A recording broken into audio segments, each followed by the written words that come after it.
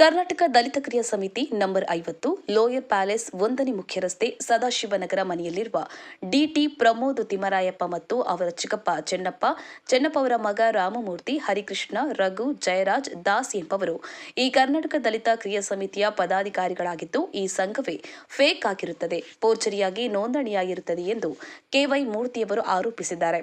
ಈ ಬಗ್ಗೆ ಮಾಹಿತಿ ನೀಡಿದ ಅವರು 1922ರಲ್ಲಿ ದಲಿತ ಕ್ರಿಯಾ ಸಮಿತಿ ಎಂದು ನೋಂದಣಿಯಾಗಿದ್ದು ಇದರ ನೋಂದಣಿ ನಂಬರ್ 531 ನೋಂದಣಿ ಮೇಲೆ 161 ಎಂದು ತಿದ್ದಿ ಕರ್ನಾಟಕ ದಲಿತ ಕ್ರಿಯಾ ಸಮಿತಿ ಎಂದು ಫೋರ್ಜರಿ ರಿನಿವಲ್ ಮಾಡಿಸಿ ದಲಿತ ಕ್ರಿಯಾ ಸಮಿತಿಗೆ ಅಂದಿನ ಸಂಚಾಲಕರು ಡಿಎಂ ತಿಮ್ಮರಾಯಪ್ಪನವರು, ಪದಾಧಿಕಾರಿಗಳಾಗಿದ್ದ ಶ್ರೀನಿವಾಸಯ್ಯ, ಕುಪ್ಪರತ್ನಂ, ಶೇಖ್ ಶುಭಾನ್, ಕೋದಂಡರಾಮ, ಕೆವೈ ಮೂರ್ತಿ, ಡ್ರೈವರ್ ಮುಕ್ತಿಯರ್ ಹಾಗೂ ಎಲ್ಲರೂ ದಿವಂಗತ ಡಿ ತಿಮ್ಮರಾಯಪ್ಪನವರ ಜೊತೆಯಲ್ಲಿ ದಲಿತ ಕ್ರಿಯಾ ಸಮಿತಿಯನ್ನು ನಡೆಸುತ್ತಿರುವಾಗ ಮೇಡಿ ಅಗ್ರಹಾರ ಸರ್ವೆ ನಂಬರ್ 24ರಲ್ಲಿ 10 ಎಕರೆ ಜಮೀನು ಮಂಜೂರಾತಿಗೆ ಮೂಲ ಕಾರಣ ನಮ್ಮೆಲ್ಲರ ಹೋರಾಟ ಎಂದರು. ಭೀಮನಗುಪ್ಪೆಯಲ್ಲಿ ಅಂದಿನ ಸರ್ಕಾರ 20 ಎಕರೆ ದಲಿತ ಕ್ರಿಯಾ ಸದಸ್ಯರಿಗೆ ಕೊಟ್ಟಿತ್ತು.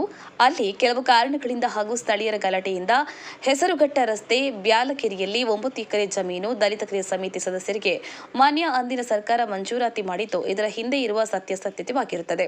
ಡಿಎಂ ತಿಮ್ಮರಾಯಪ್ಪನವರಿಗೂ ನಾವುಗಳಿಗೂ ಈ ಹೋರಾಟದ ಸಂಬಂಧವಿರುತ್ತದೆ. ಹೀಗಾಗಿರುವಾಗ ಡಿಟಿ ಪ್ರಮೋದ್ ತಿಮ್ಮರಾಯಪ್ಪನವರ ಮಗ 2005ರಿಂದ ಹೊರದೇಶ ಆಸ್ಟ್ರೇಲಿಯಾದಲ್ಲಿ ವಿದ್ಯಾಭ್ಯಾಸಕ್ಕಾಗಿ ಹೋಗಿದ್ದ. ಅವನಿಗಿನ್ನೂ ಸಣ್ಣ ವಯಸ್ಸಾಗಿತ್ತು. ಸಂಘಟನೆ ವಿಚಾರ ಅವನಿಗೆ ಗೊತ್ತಿರಲಿಲ್ಲ ಹಾಗೂ ಸಂಘಟನೆ ಏನು ಎಂಬುದು ಗೊತ್ತಿರಲಿಲ್ಲ.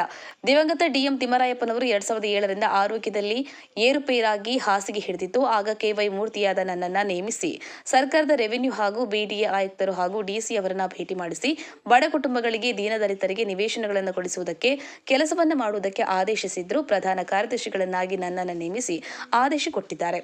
ಈ ಕೆಲಸದ ವೈಖರಿ ರೆವಿನ್ಯೂ ಕೆಲಸವನ್ನ ನೋಡಲು ಶ್ರೀನಿವಾಸಯ್ಯ ಮತ್ತು ಕುಪ್ಪರತ್ನಂ ಎಂಬವರನ್ನ ನೇಮಿಸಿ ಹಾಗೂ ಬೆಂಗಳೂರು ಅಭಿವೃದ್ಧಿ ಪ್ರಾಧಿಕಾರ ಈ ಆಫೀಸ್ಗೆ ಓಡಾಡಲು ಶೇಖ್ ಶುಭಾನ್ ಮತ್ತು ಕೋದಂಡರಾಮ ಎಂಬವರನ್ನ ನೇಮಿಸಿದ್ದು.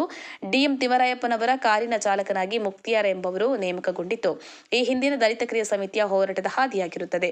ಹೀಗಿರುವ ಸಂದರ್ಭದಲ್ಲಿ ಡಿಎಂ ತಿಮ್ಮರಾಯಪ್ಪನವರ ಆರೋಗ್ಯ ತುಂಬಾ ಹದಗೆಟ್ಟಾಗ ಮಗನನ್ನ ನೋಡಬೇಕು ಎಂದು ಹೊರದೇಶ ಆಸ್ಟ್ರೇಲಿಯಾದಲ್ಲಿದ್ದ ಡಿಟಿ ಪ್ರಮೋದ್ ಅವರನ್ನು 2010ರಲ್ಲಿ ಬೆಂಗಳೂರು ಸದಾಶಿವನಗರ ಮನೆಗೆ ಬಂದಿತ್ತು. ತದನಂತರ 2011ರಲ್ಲಿ ಡಿಎಂ ತಿಮ್ಮರಾಯಪ್ಪನವರು ಮರಣ ಹೊಂದಿದ್ದು ಸಂಘದ ರಿನಿವಲ್ ಮಾಡುವಾಗ ಪದಾಧಿಕಾರಿಗಳ ನೇಮಕದಲ್ಲಿ ನೇಮಿಸಿ ಡಿಎಂ ತಿಮ್ಮರಾಯಪ್ಪನವರ ಪತ್ನಿ ಅನಸೂಯಮ್ಮ ಅವರನ್ನು ಅಧ್ಯಕ್ಷರಾಗಿ ಮತ್ತು ತಿಮ್ಮರಾಯಪ್ಪನವರ ಮಗ ಡಿಟಿ ಪ್ರಮೋದ್ ಸಂಚಾಲಕರಾಗಿ, ಕೆವೈ ಮೂರ್ತಿಯಾದ ನಾನು ಸ್ಟೇಟ್ ಜನರಲ್ ಸೆಕ್ರೆಟರಿಯಾಗಿ ಕರ್ನಾಟಕ ದಲಿತ ಕ್ರಿಯಾ ಸಮಿತಿ ಎಂದು ರಿನಿವಲ್ ಮಾಡಿಸಿದ್ದು ಕರ್ನಾಟಕ ಎಂಬ ಪದವನ್ನು ದಲಿತ ಕ್ರಿಯಾ ಸಮಿತಿಗೆ ಸೇರಿಸಿ ರಿನಿವಲ್ ಮಾಡಲಾಗಿರುತ್ತದೆ. ಮುಂದುವರೆದು ಎಸ್ಸಿ ಹಿಂದುಳಿದ ವರ್ಗ ದಲಿತ ಕ್ರಿಯಾ ಸಮಿತಿ ಸದಸ್ಯರಿಗೆ ಮೂಲ ನಿವಾಸಿಗಳಿಗೆ ನೀಡಬೇಕಾಗಿದ್ದ ಪಟ್ಟಿಗಳನ್ನು ಬದಲಾಯಿಸಿ ಮೂಲ ಸದಸ್ಯರಿಗೆ ವಂಚನೆ ಮಾಡಿ ಹಣಕ್ಕೋಸ್ಕರ ಉನ್ನತ ವ್ಯಕ್ತಿಗಳು, ಬಂಡವಾಳಶಾಹಿಗಳು, ನಿವೇಶನ ಬ್ರೋಕರ್ಗಳು ಇವರಿಗೆ ನಿವೇಶನಗಳು ಕೊಟ್ಟಿದ್ದು ಇದನ್ನು ಕೇಳಿದ ಕಾರಣ ಇದಕ್ಕೆ ವಿರೋಧ ವ್ಯಕ್ತಪಡಿಸಿ ಈ ಸಂಘದ ಮೂಲ ಸದಸ್ಯರಿಗೆ ಹಾಗೂ ಪರಿಶಿಷ್ಟ ಜಾತಿ ಮತ್ತು ಪರಿಶಿಷ್ಟ ಪಂಗಡದವರಿಗೆ ಅಲ್ಪಸಂಖ್ಯಾತರಿಗೆ ನೀಡಬೇಕಾದ ಅಜೆಂಡಾ ವಿಚಾರವಾಗಿ ಅವರಿಗೂ ನನಗೂ ವಿರೋಧವಾಗಿ ಮಾನ್ಯ ಬಿಡಿಎ ಪ್ರಾಧಿಕಾರಕ್ಕೆ 98 ಅರ್ಹ ಪಟ್ಟಿಯನ್ನು ನೀಡಿತ್ತು.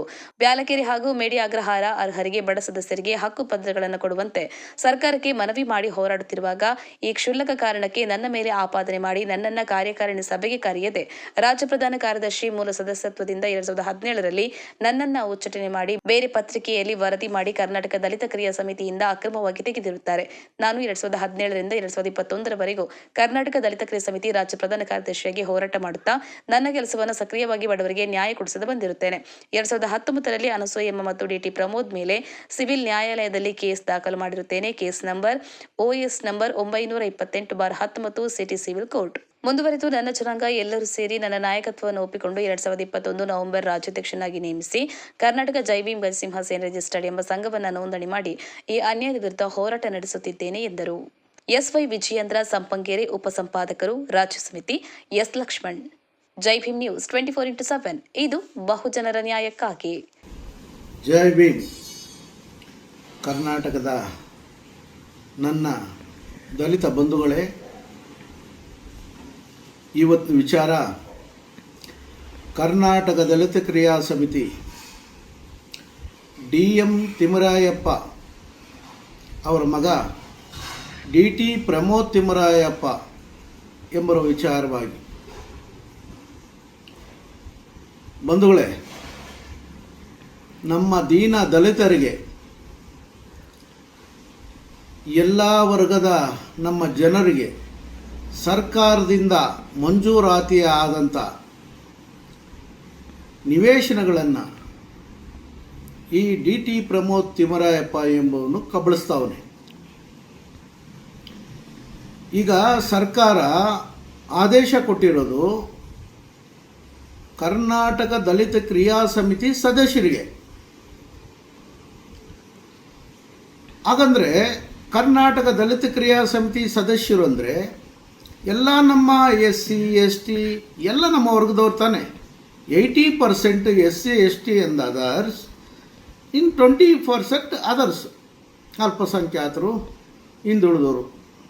ಹಾಗಾಗಿ ಇವರೇನು ಮಾಡ್ಕೊಂಬಿಟ್ಟಿದ್ದಾರೆ, ಇದೊಂದು ದಂಧೆ ಮಾಡ್ಕೊಂಡಿದ್ದಾನೆ. ಏನು ಮಾಡ್ತಾವನೆ, ಹೊರಗಡೆ ಹೊರ ರಾಜ್ಯದಿಂದ ಬಂದಂಥ ವಲಸಿಗರು, ಅಂದರೆ ತಮಿಳ್ನಾಡಿಂದ ಜೀವನಕ್ಕೆ ಬಂದಂಥ ವಲಸಿಗರು, ತಮಿಳಿಯನ್ಸು, ಆಂಧ್ರದಿಂದ ಅನಂತಪುರಂದಿಂದ ಬಂದಂಥ ವಲಸಿಗರು, ಇವನು ಟೀಮ್ ಮಾಡ್ಕೊಂಡಿದ್ದಾನೆ. ಈ ಟೀಮ್ ಮಾಡಿಕೊಂಡು ಸರ್ಕಾರ ಇವರಪ್ಪನಿಗೆ ಏನೋ ತಿಮ್ಮರಾಯಪ್ಪನಿಗೆ ಆದೇಶ ಕೊಟ್ಬಿಟ್ಟೈತೆ ಸರ್ಕಾರ ಮಂಜೂರಾತಿ ಅಂತ ತಿಳ್ಕೊಂಡವನೆ. ಇವನು ಸ್ವಂತ ಆಸ್ತಿ ಮಾಲೂರು ಹತ್ರ ದೊಮ್ಲೂರಲ್ಲಿ ತಿಮ್ಮರಾಯಪ್ಪಂದು ಐತೆ, ಅಲ್ಲಿ ಹೋಗಲಿ. ನಾವು ಇದ್ದೀವಿ, ದಲಿತ ನಾಯಕರು, ನಾವು ಬಲಗೈದವರು ಇದ್ದೀವಿ. ಇವನಿಗೊಬ್ಬನಿಗೆ ಸರ್ಕಾರ ಮಂಜೂರಾತಿ ಮಾಡಿಲ್ಲ.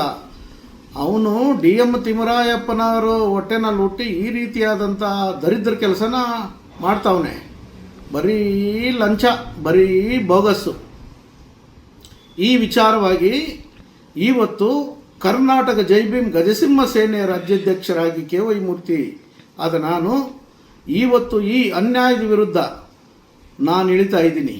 ಇವನು ಮಾಡಿರ್ತಕ್ಕಂಥ ನಮ್ಮವರಿಗೆ ದ್ರೋಹ, ಮೋಸ, ದಲಿತರ ಹೆಸರನ್ನು ಹೇಳ್ಕೊಂಡು ದಲಿತರ ರಕ್ತ ಹೀರಿ ದಲಿತರ ಹತ್ರ ಹಣ ಇಸ್ಕೊಂಡು ಇವನು ಬೇರೆ ವರ್ಗದವ್ರಿಗೆಲ್ಲ ಇವನು ಮಾರಾಟ ಮಾಡಿಕೊಂಡು, ಇವನು ಅವ್ಯವಸ್ಥೆ ಮಾಡಿಕೊಂಡು, ಇವನು ಈ ರೀತಿಯಾಗೆಲ್ಲ ಲಂಚಾವತಾರಗಳು ಮಾಡಿದ್ದಾನೆ. ಅದು ಒಂದನೇದಾಗಿ ಬರ್ತೀನಿ. 3 ವಿಚಾರಗಳಿದ್ದಾವೆ ಇಲ್ಲಿ. ಸರ್ಕಾರ 30 ಎಕರೆ ಭೂಮಿ ಮಂಜೂರಾತಿ ಮಾಡ್ತದೆ. ಏನಂತ ಮಾಡ್ತದೆ, ಭೀಮನಗುಪ್ಪೆಯಲ್ಲಿ 20 ಎಕರೆ ಮಾಡಿದಾಗ ಅದು ಕ್ಯಾನ್ಸಲ್ ಆಗ್ತದೆ. ಹಾಗಾಗಿ ಬ್ಯಾಲಕೆರೆಯಲ್ಲಿ 10 ಎಕರೆ ಮಂಜೂರಾತಿ ಮಾಡ್ತದೆ, 9 ಎಕರೆ ಕರ್ನಾಟಕ ದಲಿತ ಕ್ರಿಯಾ ಸಮಿತಿ ಸದಸ್ಯರಿಗೆ ಅಂತೇಳಿ. ಇವನು ಅದನ್ನು ದುರುಪಯೋಗ ಪಡಿಸ್ಕೊಂಡು ನಮ್ಮದು ಕೋರ್ಟ್ ಆರ್ಡರ್ ಆಗೈತೆ, ಕರ್ನಾಟಕ ದಲಿತ ಕ್ರಿಯಾ ಸಮಿತಿ ಅನ್ನೋದಕ್ಕೆಲ್ಲದಕ್ಕೂ ದಾಖಲೆ ಐತೆ. ಇವನೇನು ಮಾಡಿದ್ದಾನೆ, ಅಲ್ಲಿ ಯಾರೋ MLA ಹಿಡ್ಕೊಂಡು ಅವರ ಇದರಿಂದ ತಹಸೀಲ್ದಾರ್ ಅವ್ರಿಗೆ, DC ಅವ್ರಿಗೆ ಏನು ಹಣ ಕೊಟ್ಟನೋ ಏನು ಮಾಡಿದ್ನೋ ಇವನು ಬೋಗಸ್ ಮಾಡಿ ಲಿಸ್ಟಲ್ಲಿರೋ ಅಂತ ಯಾವ ಲಿಸ್ಟಲ್ಲಿ ಸುಮಾರು 200 ಜನ 202 ಜನ ಏನಿದ್ದಾರೋ ಎಲ್ಲ ಫ್ರಾಡೆ. ಅದರಲ್ಲಿ ಒಬ್ಬರು ಕರ್ನಾಟಕ ದಲಿತ ಕ್ರಿಯಾ ಸಮಿತಿ ಸದಸ್ಯರಿಲ್ಲ, SC ST ಹಿಂದುಳಿದ ವರ್ಗದವ್ರು ಇಲ್ಲ. ಎಲ್ಲೋ ಆಂಧ್ರದಿಂದ ಬಂದಿರೋ ಅವನೊಂದು 26 ಸೈಟು, ಎಲ್ಲೋ ತಮಿಳ್ನಾಡಿಂದ ಬಂದ ಆನಂದಪುರಮಲ್ಲಿರ್ತಕ್ಕಂಥ ತಮಿಳಿಯನ್ಸ್ ಅವರು ಎಲ್ಲ ತುಂಬೋಗವ್ರೆ. ಅವರು ಇಡೀ BDA ಲಿಸ್ಟ್ಗಳಿಂದ ಕೊಳ್ಳೆ ಹೊಡೆದು ಒಬ್ಬೊಬ್ಬರು 15-20 ಸೈಟ್ಗಳು ಮಾಡ್ಕೊಂಡವ್ರೆ. ಇವನು ಸೈಟಿಗೆ ಇಷ್ಟಂತ ಫಿಕ್ಸು. ರಾಜ್ಯಾಧ್ಯಕ್ಷ ಪ್ರಮೋದ್ ತಿಮ್ಮರಾಯಪ್ಪನಂತೆ, ಅವ್ರ ಅಪ್ಪನ ಹೆಸರು ಹಾಳು ಮಾಡೋಕೆ ಕೊಟ್ಟಿರೋನು. ಇದಕ್ಕೆಲ್ಲ ನಮ್ಮ ಹತ್ರ ದಾಖಲೆ ಐತೆ, ಸುಮ್ಮನೆ ಮಾತಾಡಲ್ಲ. ಈಗ ನನ್ನ ಹತ್ರ ದಾಖಲೆ ಐತೆ. ಈಗ ಆ ಪಟ್ಟಿ ಏನು ಮಾಡಿದ್ದಾರೆ, ಪೇಕ್ ಮಾಡಿದ್ದಾರೆ.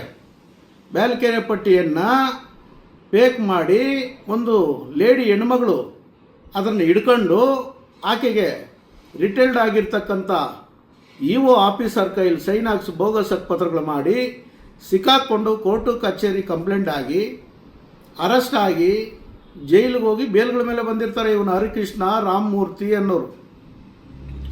ಆ ಕರ್ನಾಟಕ ದಲಿತ ಕ್ರಿಯಾ ಸಮಿತಿಯಲ್ಲಿ ಇವನು ರಾಮಮೂರ್ತಿ, ಇವನು ನನ್ನ ಜೊತೆ ಓಡಾಡ್ಕೊಂಡಿದ್ದ ಸುಮಾರು ವರ್ಷಗಳು. ಅವನಿಗೆ ಬೇಕಾದ ಸಹಾಯ ಮಾಡಿದೆ ನಾನು.